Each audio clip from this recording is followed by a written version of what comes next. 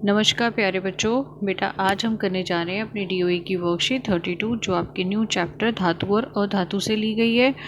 और बेटा आज हम पढ़ेंगे इसमें धातुओं के भौतिक गुण और रासायनिक गुण। ठीक है बच्चे, तत्वों को उनके गुण धर्मों के आधार पर धातु और अधातुओं में वर्गीकृत किया जाता है। धातुओं के जैसे कुछ उदाहरण है लोहा, एल्युमिनियम, चांदी, कॉपर। और अधातुओं के उदाहरण है हाइड्रोजन, नाइट्रोजन, सल्फर, ऑक्सीजन। ठीक है, अब बच्चे पढ़ते हैं धातुओं के भौतिक गुण। धातुओं के भौतिक गुण क्या होते हैं? धातुओं में चमक होती है, मतलब धातु जो होते हैं वो बहुत ही चमकदार होते हैं। जैसे अगर आप देखिए चांदी, सोना, आपका एल्युमिनियम, लोहा, आयरन जिसको कहते हैं, ये सब चमकदार धातुएं हैं। जबकि अधातुएं जो होती हैं वह चमकदार नहीं होती। सिर्फ आयोडीन, बेटा आयोडीन ऐसी अधातु है जो चमकदार होती है। बेटा आपने ये दवाई का नाम सुना होगा जिसको आप आयोडीन, बीटाडीन कहते हैं। उसकी अगर ऑइंटमेंट, उसकी जो क्रीम है, अगर आप लाएं और अगर आपके चोट लग जाती है, कई बार हम उस पर अप्लाई भी करते हैं, तो आप देखेंगे वो बहुत शाइनिंग सी होती है, क्योंकि उसके अंदर क्या होता है? आयोडीन होता है। आयोडीन जो होता है वो आपका शाइनिंग होता है। अधातु कठोरता, धातु बहुत कठोर होती हैं, सामान्यतः कठोर ही होती हैं, लेकिन जो लिथियम, सोडियम, पोटेशियम है ये थोड़ी मुलायम होती है, इनको चाकू से भी काटा जा सकता है। जबकि जो आपकी कार्बन है, कार्बन के दो अपरूप होते हैं जिसमें एक हीरा होता है बेटा, वो बहुत ही कठोर होता है। तो ये भी एक क्या हो गया? अपवाद हो गया, एक्सेप्शन हो गया। अगर हम धातुओं को देखें तो कमरे के ताप पर यह क्या होती है? ठोस होती हैं। जबकि बस मरकरी एक ऐसी धातु है जो लिक्विड होती है, जो कि आपने देखा होगा डॉक्टर आपका जिससे क्या नापते हैं? बुखार, टेम्परेचर नापते हैं। ठीक है, थर्मामीटर, उसके अंदर क्या होती है? मरकरी होती है। जबकि जो अधातुएं होती हैं वो क्या होती हैं? ठोस भी होती हैं और गैसीय। और अपवाद क्या है इसमें? ब्रोमीन। ब्रोमीन क्या होती है? तरल होती है, वो द्रव्य धातु होती है। ठीक है, नेक्स्ट आता है अधात्वर्धता। कुछ धातुओं को पीट कर पतली चादरों के रूप में परिवर्तित किया जा सकता है, जिसको हम क्या कहते हैं? अधात्वर्धता। और धातुएं जो अधातुएं होती हैं वो अधात्वर्धीय नहीं होती, मतलब हम अधातुओं को पीट कर चादरों के रूप में नहीं ढाल सकते। तन्यता, तन्यता मतलब खींचकर पतली तारों के रूप में व्यक्त करना, बना देना। तो जो धातुएं होती हैं उनको हम पतली पतली तारों के रूप में, जैसे कॉपर की तार आपने देखी है घरों में, जो विद्युत का ज़्यादातर विद्युत धारा को प्रोवाइड करने के लिए इस्तेमाल की जाती है, तो वह जो है वो पतली तारों के रूप में धातुओं को बनाया जा सकता है, ढाला जा सकता है, लेकिन अधातुओं को नहीं। तो इस गुण को क्या कहते हैं? तन्यता।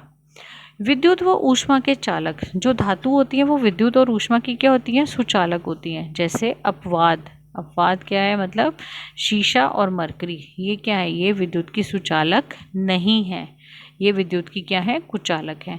जबकि अधातु जो आपकी विद्युत और ऊष्मा दोनों की क्या होती हैं? कुचालक होती हैं। लेकिन अपवाद ग्रेफाइट, ग्रेफाइट जो है वह विद्युत का क्या करता है? वह विद्युत का चालक होता है, वह विद्युत का सुचालक होता है।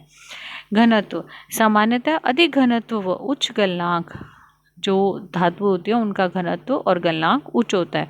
लेकिन सोडियम और पोटेशियम दो धातुएं ऐसी हैं जिनका घनत्व कम होता है। ठीक है, अधातु, सामान्यतः अधातुओं का घनत्व और गलनांक दोनों ही कम होते हैं। और ध्वनिक, ध्वनिक मतलब आवाज करना। धातुएं जो होती हैं वह आवाज करती हैं, किसी भी सतह से टकराकर आवाज करती हैं, जबकि अधातुएं आवाज नहीं करती।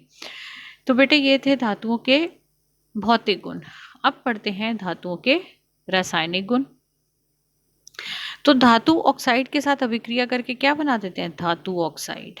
जब धातु जो है वो ऑक्सीजन के साथ अभिक्रिया करके क्या बना देते हैं? धातु ऑक्साइड। जैसे देखिए इसका उदाहरण मैं थोड़ा आपको जूम करके दिखाती हूँ बेटा, इसका उदाहरण भी आपको दे रखा है। देखिए अब आपको और ज़्यादा अच्छे से क्लियरली समझ में आएगा। देखिए धातुएं जब ऑक्सीजन के साथ अभिक्रिया करती हैं तो क्या बना देती हैं? धातु ऑक्साइड। देखिए कॉपर जब ऑक्सीजन के साथ अभिक्रिया कर रहा है तो क्या बना रहा है? Copper oxide. ऐसे एल्युमिनियम ऑक्साइड के साथ ऑक्सीजन के साथ अभिक्रिया करके क्या बना रहा है? Aluminium oxide.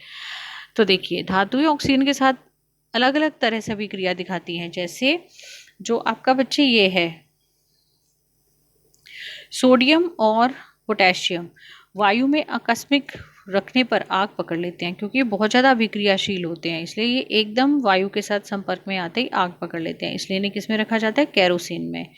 ऐसे ही मैग्नीशियम, एल्यूमिनियम, जिंक और लेड वायु के साथ धीरे अभिक्रिया करते हैं। इन तत्वों पर ऑक्साइड की एक धीरे धीरे अभिक्रिया करते हैं ना, इसलिए इनके ऊपर इन धातुओं के ऊपर बेटा एक ऑक्साइड की लेयर आ जाती है, जिसको एक परत आ जाती है सफ़ेद से रंग की, ठीक है। और आयरन वायु में गर्म करने पर प्रज्वलित नहीं होता, मतलब अगर हम आयरन लोहे को अगर हम गर्म भी करेंगे तो वह जलेगा नहीं, प्रज्वलित नहीं होगा, लेकिन ज्वाला में लोह चूर्ण डालते ही वह तेजी से जलने लग जाता है। लेकिन अगर हम लोह चूर्ण को आग के अंदर डालेंगे तो वह लोह चूर्ण जलने लग जाता है। कॉपर भी प्रज्वलित नहीं होता, लेकिन उस पर काले रंग का परऑक्साइड परत चढ़ जाती है। ऐसे ही जो चांदी और सोना होता है वह ऑक्सीजन के साथ अभिक्रिया नहीं करते, इसीलिए हम उसको आभूषणों के रूप में पहनते हैं और इस्तेमाल करते हैं, ठीक है। देखिए बेटा, उसके बाद आप धातुओं के रासायनिक गुण। और धातु जो होते हैं जल के साथ अभिक्रिया करके क्या करते हैं, देखिए धातु जब जल के साथ अभिक्रिया करते हैं तो पहले ऑक्साइड और हाइड्रोजन बनाते हैं, उसके बाद ये धातु ऑक्साइड जल के साथ अभिक्रिया करके धातु ऑक्साइड बनाते हैं। देखिए जैसे आपको ये दे रखा है, सोडियम जल के साथ अभिक्रिया करके क्या बना रहा है, सोडियम हाइड्रोक्साइड, और क्या निकल रहा है, हाइड्रोजन और ऊष्मा। इसमें बहुत ज़्यादा ऊष्मा निकलती है क्योंकि सोडियम जो होता है वो बहुत ही अभिक्रियाशील होता है। ऐसे ही बेटा देखिए, कुछ धातुएं सिर्फ भाप के साथ ही अभिक्रिया करती हैं, वह कौन कौन सी हैं, एल्यूमिनियम, आयरन और जिंक।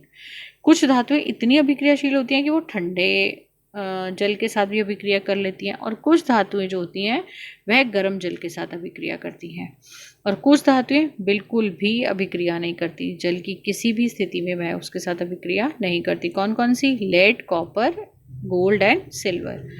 और कुछ धातुएं जल के साथ अभिक्रिया करने पर क्या करने लग जाती हैं, उस पर तैरने लग जाती हैं, जैसे कैल्शियम और मैग्नीशियम। बेटा इसमें से 1 मार्कर क्वेश्चन बन सकता है, ठीक है, तो आप इसको याद रखिएगा। अच्छा स्टूडेंट्स, एक इसमें बेटा और आता है, वह है आपका उभयधर्मी ऑक्साइड क्या होते हैं। देखिए उभयधर्मी ऑक्साइड क्या होते हैं बेटा,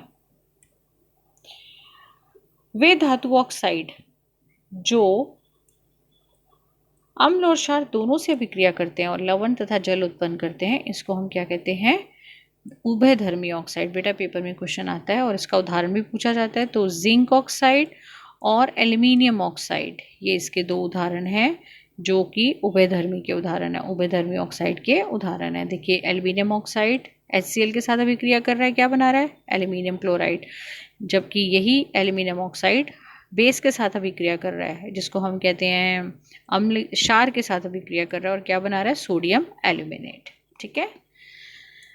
तो बेटा ये थी आज की आपकी वर्कशीट। अच्छा एक छोटी सी इन्फॉर्मेशन बेटा मैं आपके साथ में और शेयर करना चाहती हूँ। देखिए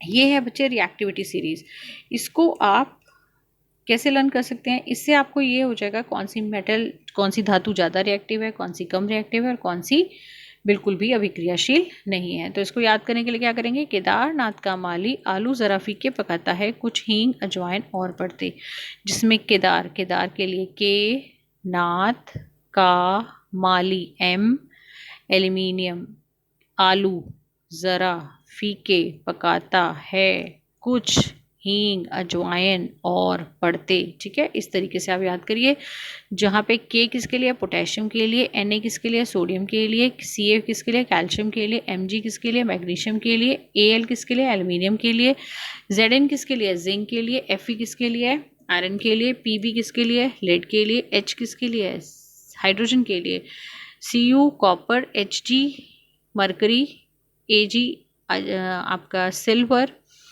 और Au gold and Pt platinum. और बच्चे ये सारे के सारे बहुत अभिक्रियाशील होते हैं, सबसे अधिक अभिक्रियाशील यही है, उससे कम मध्यम अभिक्रियाशील जिसको कह सकते हैं ये होते हैं, और बेटा इसमें हाइड्रोजन नहीं आएगा, ठीक है। तो मैं आपको दोबारा बताती हूँ, ये सबसे अधिक अभिक्रियाशील, यह है मध्यम अभिक्रियाशील, और यह है बिल्कुल भी नहीं है, बहुत ही कम अभिक्रियाशील और ना के बराबर। तो बच्चे ये याद कर लीजिए, यह है धातु और अधातु वाले चैप्टर के लिए एक इम्पॉर्टेंट कॉन्सेप्ट है, तो इसको आप अच्छे से याद कर लीजिए, ठीक है। नेक्स्ट देखिए बेटा, बैक जो आपकी हम अभ्यास के प्रश्न प्रश्न करते हैं। तो देखिए बेटा, अभ्यास के प्रश्न में पहला प्रश्न है, ऐसी धातु का नाम बताइए जो कमरे के ताप पर द्रव होती है। तो वह कौन सी धातु है? मरकरी, पारा। ठीक है। अधातुवर्धित तथा तन्य का अर्थ बताइए बेटा। अधातुवर्धित होते हैं जिनको पीटकर धातु चादर के रूप में परिवर्तित किया जाता है। और तन्यता, तन्यता क्या होती है? जिन्हें खींचकर तारों के रूप में व्यक्त किया जा सकता है। सोडियम और पोटेशियम का तेल के अंदर क्यों संग्रहित किया जाता है? क्योंकि ये बहुत ही अभिक्रियाशील होते हैं। वे वायु के साथ आकस्मिक अभिक्रिया करके आग पकड़ लेते हैं, इसलिए इन्हें किस में रखा जाता है? केरोसिन के अंदर रखा जाता है। ठीक है। उभयधर्मी ऑक्साइड का आंसर बेटे आप इजीली यहाँ से देख सकते हैं। ठीक है। तो ये थी बेटे आज की आपकी वर्कशीट। उम्मीद करती हूँ आपको अच्छे से समझ आई होगी। अगर समझ आई है तो लाइक कीजिए, शेयर कीजिए अपने फ्रेंड्स के साथ और चैनल को सब्सक्राइब कीजिए। थैंक यू बच्चे, टेक केयर, बाय बाय।